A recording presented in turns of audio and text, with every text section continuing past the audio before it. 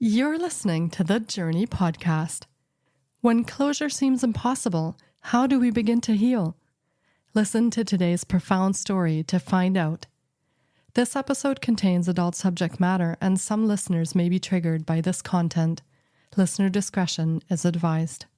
Hi, I'm Petra Brunbauer, and with decades of experience with sadness, pain, anxiety, and stress, I finally figured out how to leave all that behind. And this podcast shows you how to break free permanently so you can reclaim your sanity and find the self-esteem and energy to go after the life you desire. With real talk about mental health, holistic healing, and the tough journey of coming out the other end. This is the Journey Podcast. Welcome to today's episode. In this episode, we delve into the deeply moving journey of healing through loss. Our guest shares her personal experience of navigating an unimaginable tragedy, offering profound insights into the emotional and psychological challenges that accompany such profound grief. We discuss the importance of seeking support, embracing vulnerability, and finding strength in moments of overwhelming sorrow. This episode provides a compassionate and empathetic space for those who have experienced significant loss, highlighting the resilience of the human spirit and the potential for healing. Tara Wilde is a best-selling author, speaker, coach, and the creator of the Luminous Heart Healing Collective. Her candid writing and storytelling leads people on a path to harmony and connection as she guides them towards understanding the gifts and wisdom that come with our universal experience of loss. Tara supports her online community and individual clients through their own experiences via courses, one-to-one coaching, and by sharing her inspirational story with a variety of audiences. She uses a combination of EFT, emotional freedom techniques, tapping, creative visualization, and writing exercises to help others develop a more loving lens through which to view adversity and uncertainty. You can find Tara dwelling peacefully on an island in the Pacific with her 2 children and their dog. Let's meet Tara Wilde.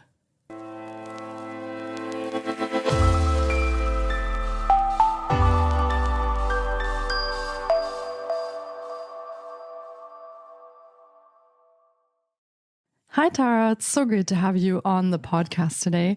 I've been looking forward to getting to chat with you because healing through loss is such a profound topic. And I am actually very excited to talk to you today because I feel like you have such a profound story to share that many of our listeners need to hear. So welcome to the podcast. Thanks for having me, Petra. I'm really happy to be here. Yeah, it's my pleasure. And if you would like to share a little bit about your story, I know that we will be talking about your story all episode today. So let's start with the beginning, or what you would consider the beginning, and see where this all started and what it evolved into so our listeners can get an idea of what we'll be talking about. Yeah, absolutely. Well, for the purpose of this conversation, it all started when I was living in Vancouver in 2020 with my beautiful, beloved husband, Darcy. He was a filmmaker working in Vancouver, and we had 2 kids, Miller, my son, who was 9 at the time, and my daughter, Summer, who was 5 at the time. And the world had been going through a crazy experience of a global pandemic. And when things started to come back to quote unquote normal and the world started to open up a little bit, my husband's next film project was one of the first to be greenlit in Vancouver to start shooting. And his role as a line producer was to sort of facilitate the entire production. So it was an unusual time to be making a film because, there was still social distancing. There was a lot of mandates in place. And so it was kind of a new challenge for him, and he was up for it. And so that was great. And as soon as they started shooting, of course, somebody got COVID and then everybody had to get tested. And my husband tested positive, which was completely fine. We were not afraid of the virus at all. And he didn't have any symptoms. So all was well. However, the mandate stipulated that everybody needed to go on hiatus, and all all of the people who were considered infected needed to be quarantined. So in our case, we were allowed to quarantine in our home. Darcy could live on the upstairs level of our house where he would have his own bathroom, and it was kind of our bedroom up there in the attic. And then the kids and I who tested negative were on the main floor. So that just sort of sets the scene for the fact that we were basically brought right back into lockdown. And these were the days where in Canada, the public health nurses would call every day. And it was all very like there was a lot of mystery around it.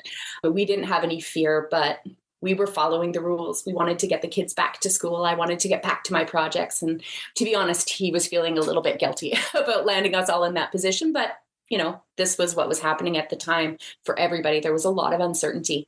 And so all this to say, after about a week of being quarantined on these different levels of the house, we were talking about, how do you even get a film going again, with needing a doctor on site to test everybody, and how do you feed 200 plus crew without cross contamination and all that sort of stuff. It was quite a challenge. It was a real challenge, but he was a person who was very relaxed in his work and didn't allow it to stress him too much. And so as much as he wasn't enjoying it, we were having conversations about what's worth doing. And so one night we were having this conversation about is this his passion? Is this what he wants to do in his life? I had started a new business myself and was really excited about using my skills and stepping away from full-time motherhood into some new exciting projects. And so we were talking about a shift coming for us. And I said to him, maybe tomorrow you should just get out of the house and go for a walk or, go for a drive or something and just clear your head and really think about the things we're talking about, what's worth doing. Right. And so that sort of set the tone. And then the next morning he got up and he was quite reluctant to leave the house. First of all, there was a lot of, we were mandated to not leave the house, sort of. But I said, you're not going to infect anybody. You're not going to go near anybody. Just go, just get some headspace and get out of the house. And so he kind of reluctantly agreed. He was a guy who kind of needed a purpose. So he was like, okay, well, maybe I'll just go and check the office or go get some gas or whatever, and I'll be in touch. And so we texted all morning. And I sent him out the back door with a cup of coffee. He didn't have a coat. He was just wearing his regular beautiful Italian leather boots and, just headed out without really any destination. And we texted all morning, and around 10:15 or 11:15, I can't remember exactly, our conversation stopped. And I didn't hear anything from him. And I also wasn't worried because I'm a seasoned filmmaker's wife. I know that they dive into meetings and it's not uncommon for his phone to just go to the voicemail or whatever. So I really didn't think about it. I went about my day. I did a beautiful women's ceremony online that day. We were all getting used to connecting through the internet, and the kids were fine and all was well. And I was actually really excited for him to come home because I was thinking about it and I was like, you know what, I don't think we need to be apart from each other. I think we should hug each other today for the first time in a week, And at around 4:00 that afternoon, I called him again or texted him again and didn't hear back. And I can't really explain why I knew that something was wrong, because intellectually this kind of thing would happen all the time. So it made sense. But on that day, I knew. It was like a feeling I had in my stomach and all of my cells. And I called his assistant and I said, when's the last time you talked to Darcy today? And he said, I think it was around 9:30 a.m. And so I took pause for about 3 seconds and I knew something was wrong. And I started making phone calls, and there was no, he wasn't in a hospital anywhere. He wasn't in the hotels where his cast and crew were quarantining, and his phone wasn't responding. And so began what was quite a nightmare. It was really interesting because all morning we'd been texting away, but we'd been texting about this beautiful conversation we had been having the night before. We weren't texting about where he was. And if you can believe it, it was the perfect storm. His luxury vehicle had no GPS in it for whatever reason. I learned later on that the phone would have been damaged and therefore it wasn't responding. It was hard for the phone companies to get an idea about where his phone had last been activated. And I didn't know where he was. And so a missing persons report was filed, and it all felt very surreal. And what transpired was him not coming home that night. It had been torrential rains. And because I didn't know where he was, they couldn't start a search, a formal search. So it took 9 days for them to find his car, which was parked up on a sort of a back road outside a mountain town here in British Columbia called Squamish, on the way up to Whistler Mountain. In retrospect, it makes perfect sense to me that he was up there. That would have been the perfect drive along the ocean with that coffee I made him, some good music to just clear his head. And that was his old kind of, he knew all of the back roads up there because he used to make car commercials up there. So he was familiar with all of the roads up there. But when his car was finally found, it was on one of these back mountain, sort of mountain roads where a mountain biker spotted it and reported it to the police. And then a search could begin. Now, at this point, we're already 9 days into the experience. So I've been asked to entertain absolutely every possible idea. Police asking questions like, was he addicted to drugs? Was he addicted to alcohol? Was he highly stressed? Did he have mental health issues? Was he having an affair? Could he possibly have a whole other family living in Central America? You really have to entertain all of those ideas, because the fact that he didn't come home that one night was the most unusual thing ever. He was not a guy who didn't come home. He lived for home. He lived for his kids and for me. And so it was a real shock, and a really, I call it equal parts excruciating and extraordinary situation to sit there on that couch for 9 days and just wonder, where are you? And when the search began, they use a method to comb the area that he was in, but it was very dense forest, Petra, and the river that runs through that area was ferocious. The weather had been terrible, roads washed out. And I've since visited the place. It took me a while, but I did go, and it's dense forest. So even with helicopter surveillance and all of the people who volunteered and the search and rescue team, they were unable to find any trace of Darcy for us. And at a certain point, it had to get called off. And my kids had been staying with family, kind of on an adventure, so to speak, because I didn't have anything to tell them. And at this point, I had to look at the real probability of him being alive under those circumstances, and had to share this news with our children. Thank you for sharing that. Yeah. And that's where the healing had to begin. Yeah. Thank you for that, and for taking us through the beginning and sort of the middle part of that story, since that was just sort of the start to when your own journey kicked off with that, what happened. And in those 9 days, how did you even cope with everything going on, having to speak to the police, having to entertain all of these different possibilities? You said it felt surreal, which is probably the only way that can be put into words at that point, with your kids not knowing what you should tell them, or if you should even tell them anything. How did you cope those 9 days, or was this more of a time where you felt like you weren't really there, like it was a surreal experience?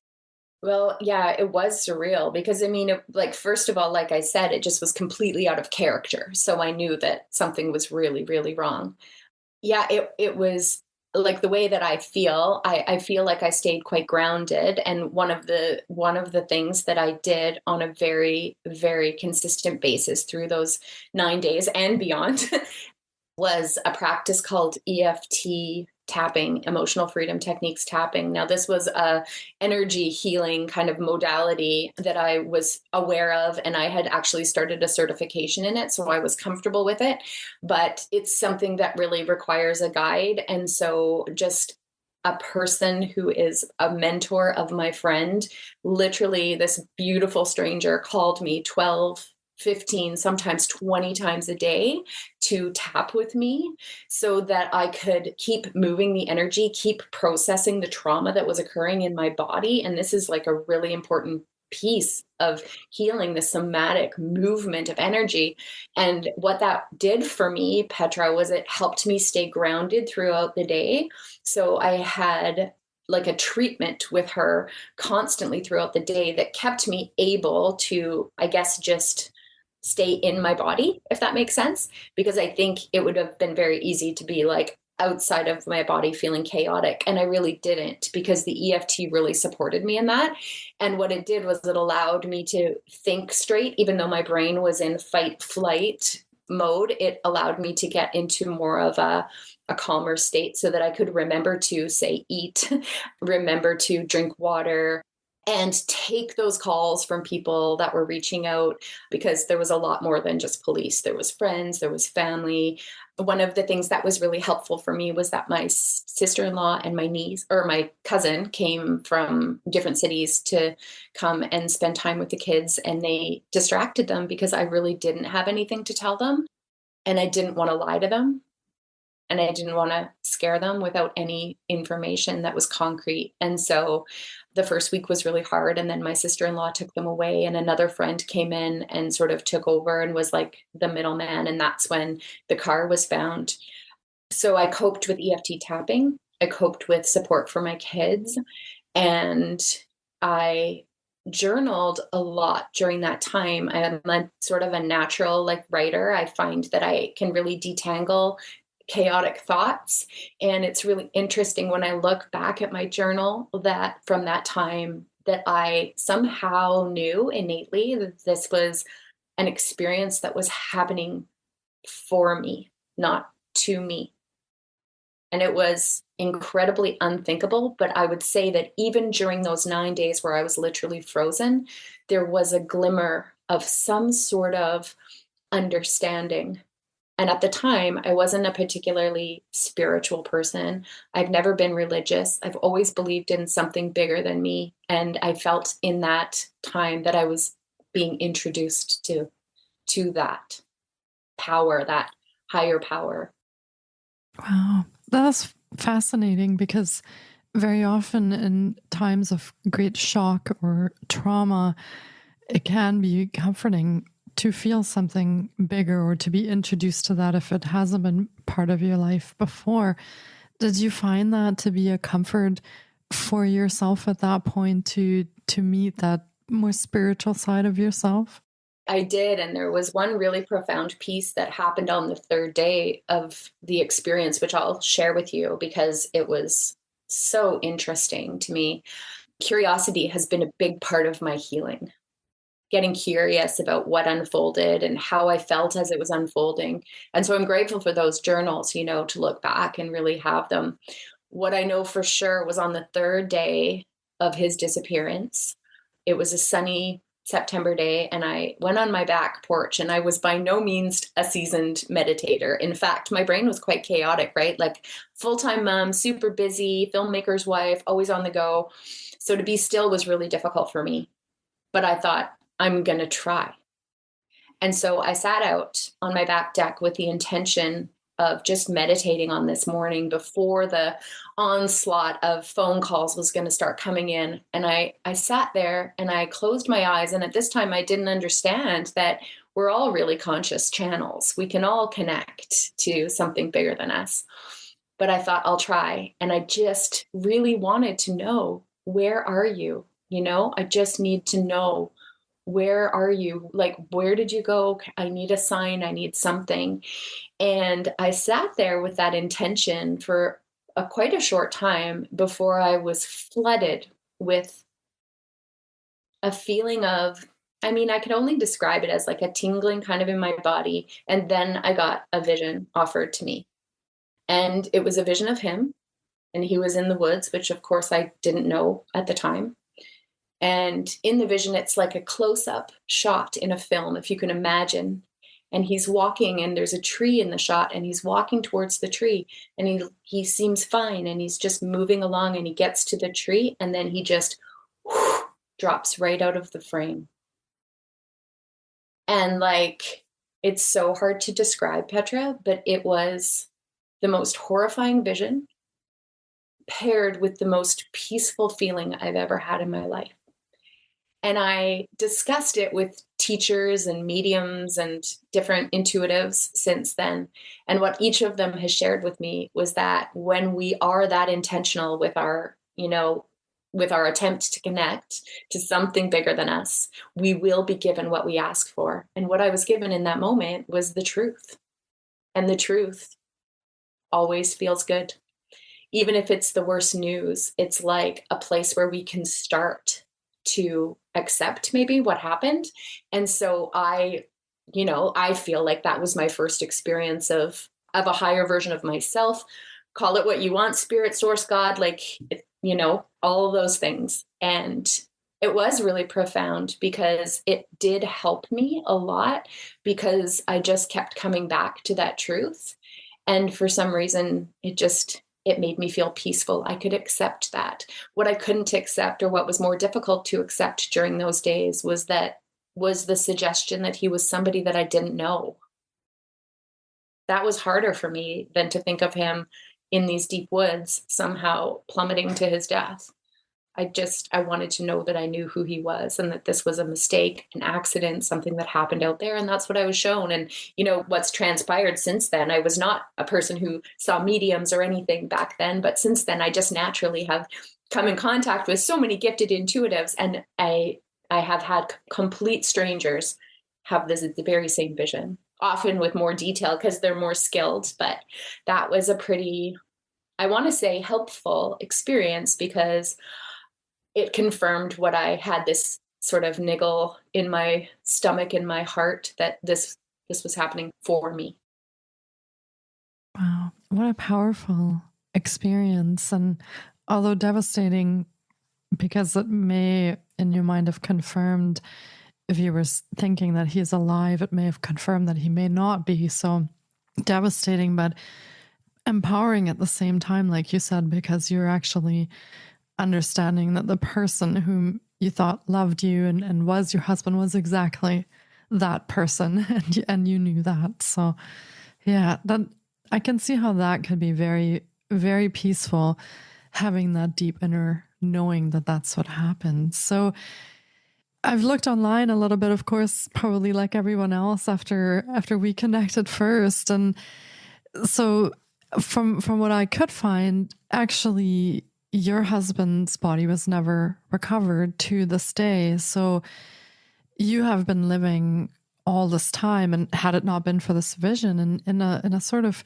duality, not knowing what happened to him and not having a body to bury and to have that closure to actually say, okay, this is what happened. I can accept that. I can move forward from that. Now you have children, and they didn't have that vision. So as a family, how has that been for you as a family unit to not have that closure of being able to have that burial or that certainty that that's what happened? Yeah, that's such a good question, right? I often do look back and am surprised at how we have moved forward. I think that, first of all, there came a point where the search was on and, no car keys are found. It took days to get the phone messages, like the ping to show us the area that he was in. It took more than a week to get credit card records that showed nothing. So some things started to point us into the direction of the fact of where he was, and that there must have been an accident. And I mean, it's not unheard of in the wild woods of British Columbia for people to disappear and to be gone for that many days. The probability factor, if you want to look at it just from that standpoint, my cousin was part of the search, and he is a first responder. And I was able to talk with him before I shared the news with the kids. I was able to talk with him about the probability factors as the search was coming to a close.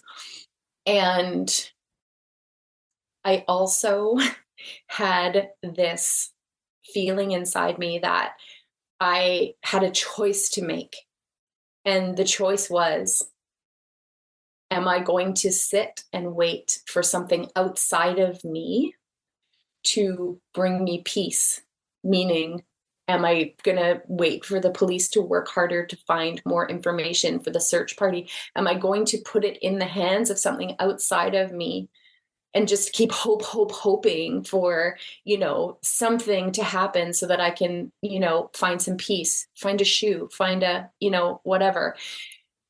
Or am I going to accept the probability and move forward and find peace myself? And I didn't know how I was going to do that, but that was my choice. I was not willing to be a hostage. And, as I've explored the ideas of closure since, which I started right away, because, in our culture, there's a narrative around closure. Oh, we have to have closure before we can move on. And I thought, I might never get that. In fact, it's highly likely, knowing where he was, that I never will. I mean, there's wild animals, there's, it's just, it was highly likely that that wasn't going to happen. And I had to decide whether I was going to choose to be a part of that narrative and not let myself move forward until the day 20, 30, 40, maybe never years away, And I wasn't willing to be a hostage. And so I recalled that vision that I had, of course. I did allow intuitives who were having, thoughts, downloads, whatever you want to call them. I did allow them to share their ideas with me. And there was a lot of common themes from people from all over the world that had visions, had senses of his energetics when he died, injuries that, 4, 5, 6 different mediums were telling me: injury to the back of the head on the left side, a lower leg injury on the left side. I mean, I really, because of that experience on the patio where I had that meditation, I just became very open-hearted, Petra. And so I just started to let all of that flood in and bring me closure. And I've since, bring me my own type of closure. I recognized that it had to come from within. It wasn't going to come from anyone else. And I also started to realize that different people in my life were going through different things that were really hard for them as well. One friend was losing her marriage. One friend was diagnosed with breast cancer at that time. And I was like, wait a second, I'm not sure closure is a thing, because nobody knows why cancer chose their body. Nobody knows what happens in a marriage where all of a sudden the dynamics shift and it no longer works. One day, one thing is one way. The next day, it's different. And this is loss, and we're all experiencing it. And so I was able to sort of let go of the idea of closure. Now, for the children, this is an interesting piece that you brought up. It is a different experience for them because they didn't have that spiritual sort of experience that I had. My daughter was very young, and she actually did seem to really understand it from a spiritual point of view. She stayed very calm. Of course, she was devastated, but then she quickly fell into this kind of calm state. And I do believe it's because she was younger and she's just that much closer to, spirit. My son had almost 10 years of experience of his father being his incredible father, his best friend, a real champion. And so I think it was harder for him, and, continues probably to be harder for him to understand it. But as we grow spiritually as a family, I talk about all this stuff with the kids, right? I share with them my experience when intuitives have really profound messages for us. I share it. We talk about their dad all the time. I feel him. And so I share that with them. And I feel like I just maybe wouldn't have parented in that way had I not had this experience, but it does help us. And also, I would add to that somehow 2 weeks after my son and daughter had learned about their dad, I remember my son Miller, crying in my arms one night and, just really missing dad, and saying to me, when he could catch his breath, he said to me, "Mom, when we get past the healing part, we're going to help so many people." So that comes from somewhere. That is his experience of his own spirituality. And I didn't teach him that. We weren't a family that talked about things like that, but intuitively he had that in him as well. So where Summer, I think, was just younger and understood, I don't know, birth and life and death a little bit better, he also had something innately in him that has helped him move forward. And then just openness at all times about what I believe happened, and knowing that our safety and our closure comes from inside. And we did, after a period of time when we were ready, do a ceremony together, the three of us.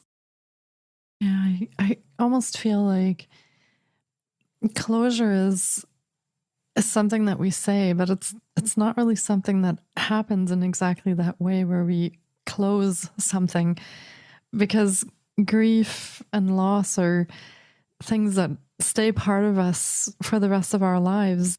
They impact us. They, to a degree, change who we are, or how we look at things, our perspectives. But I feel like we never really just close the book, forget about that person and move forward. They still are always part of us, a part of our lives. We remember them with memories together. So you're right, that word closure, it's kind of this thing that I think we throw that around because we feel it's what we need or what society thinks we need in times of grief. But the process, even for myself, looked very different than having closure. So I find that so profound that your children are part of that spiritual experience now, and that your son is seeing this bigger picture of helping other people. Because you mentioned a little bit before also in the notes that there's a universal experience of loss. And even though you and your children are part of that with many other people who have also lost or are grieving, each one of us still experiences that in a very unique and individual way, because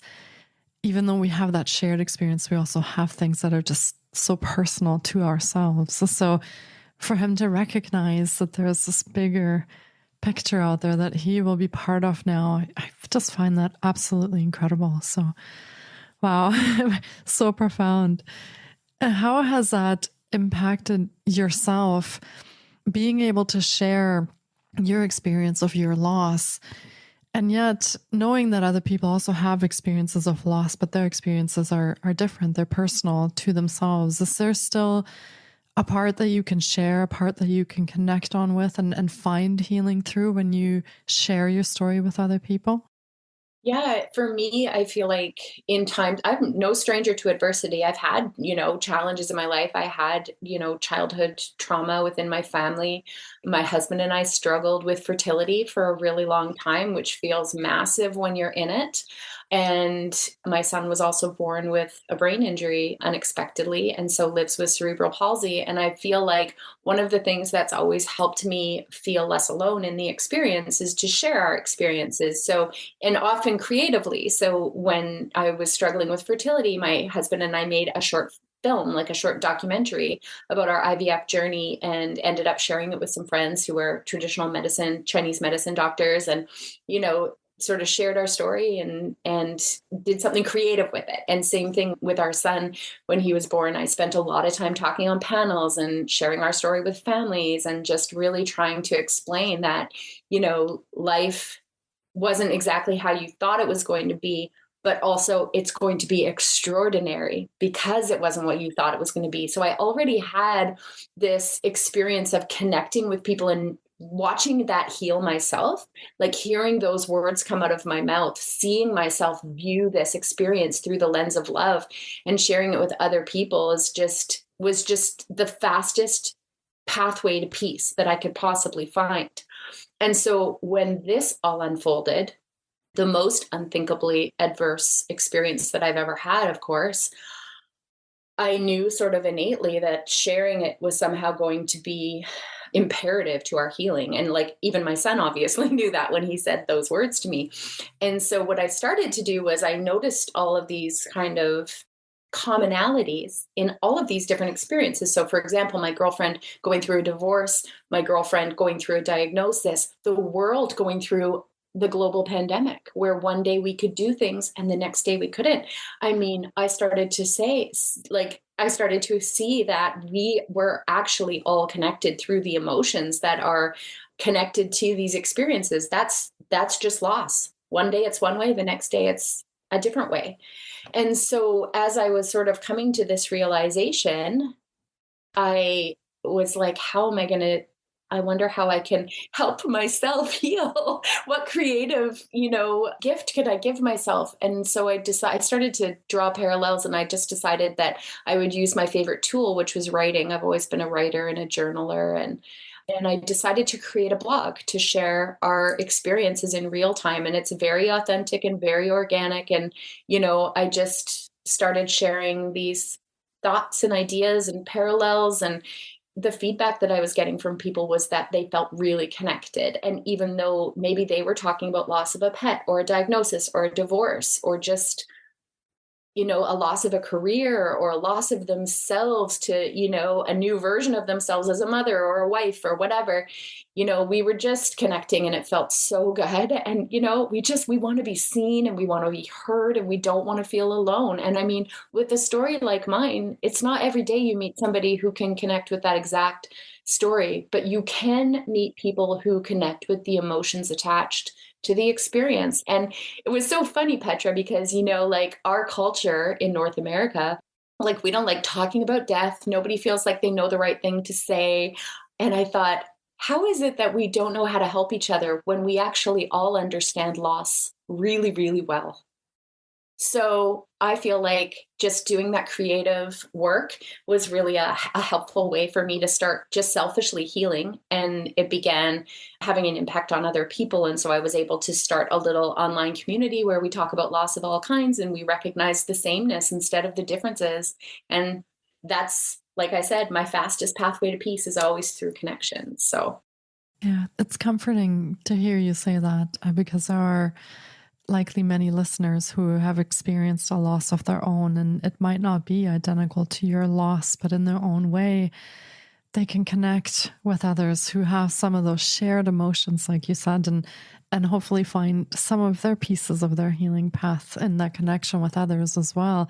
And it is interesting because we all are here and born, and we know one day we will die. And in this lifetime, we do experience many losses and loss of identity sometimes, and divorces, and like you said, pets, jobs, everything. So it is something we should talk about and we should share because, like you said, that makes our healing, I think, so much quicker and more profound if we can share that. So thank you for that. And I just want to point out that you also used that creative side of yourself and that passion for writing by writing a book about this. So was that part of your healing path as well? Did you find that that was a way to move forward and then share that experience in a written way and outside of your blog as well? 100%. I really have always felt like I wanted to write a book since I was like literally in my late teens. And I used to collect stories and that sort of stuff. And when this happened, I feel like I just knew, whoa, I've really got the content now, don't I? And I wasn't sure how it was going to unfold. And so I let it unfold very organically. And it took me probably it took me over 3 years to actually have the book come into to come to the sort of structure. And so I was really pleased to heal as I expressed myself through it and as I shared like a lot of the stories that I shared with you today and more. And also incorporated some curated collections of those blog posts that are relevant to what I feel are the ideas that really helped me and my kids move through this experience. And so it's actually quite a useful tool. There's, journal prompts, ideas for discussion, actual tools that I used for my forgiveness practices, and all sorts of really cool stuff like that. It's a book that I feel like we're all going to be able to pick up over the years as we experience loss of different kinds. And it felt so wonderful. It published just about a month ago. And I said when it sort of went out into the world, I felt ready to give it out to the world and just let it go do its good work. And I sort of expressed it as, this story will always inform the way that I live my life, but it no longer needs to define my life. And so I'm really excited to have it out in the world. A lot of people are reading it and finding themselves in there. So regardless of what their story is, finding themselves in there just because of those common threads. Yeah. And that sounds like a great thing that people can have some actionable ideas as well to help in their own healing journey. You touched on the EFT before.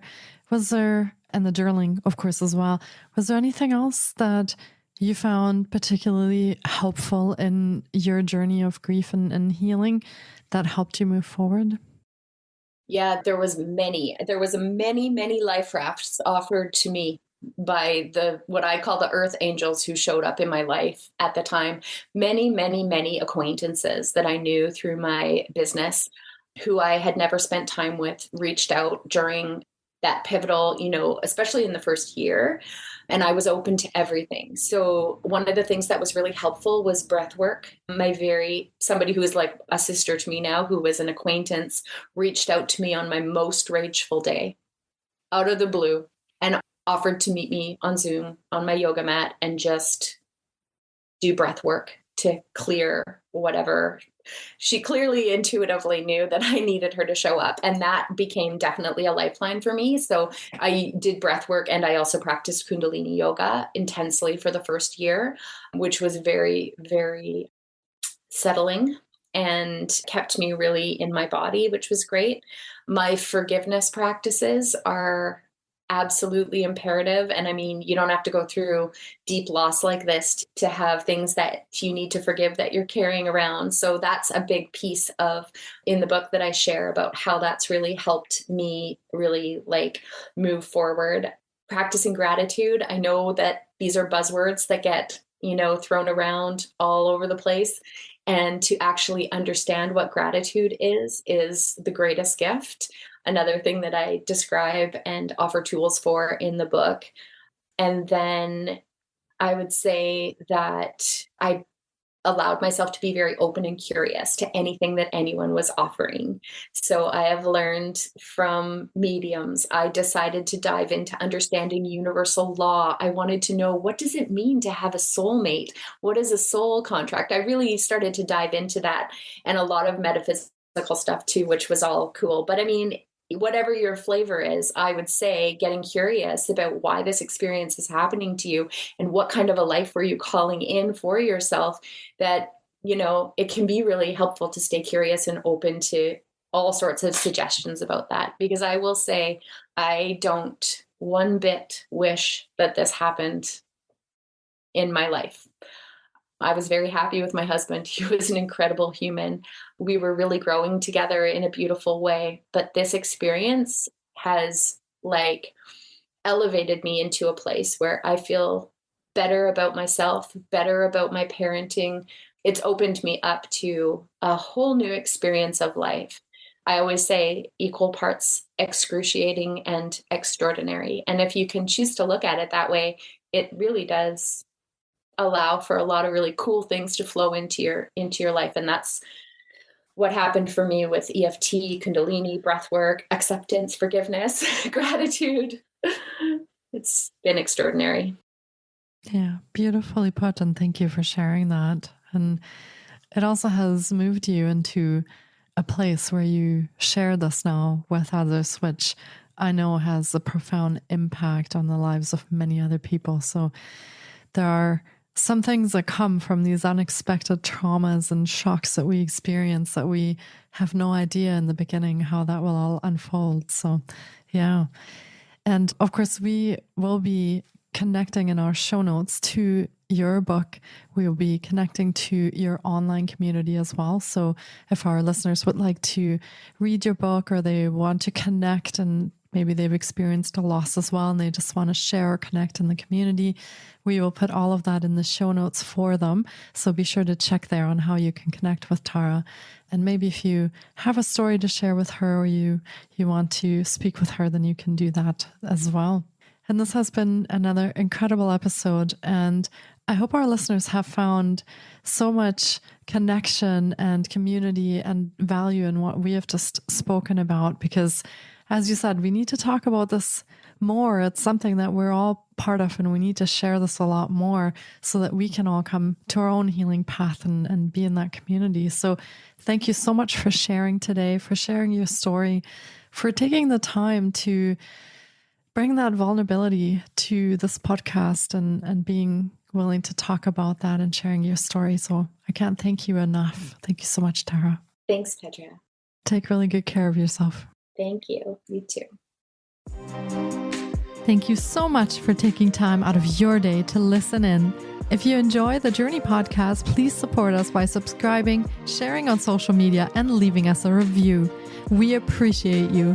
And you can find more of The Journey on Facebook, Instagram, TikTok, and our website, thejourney.com. Sending you love and courage, and see you next time.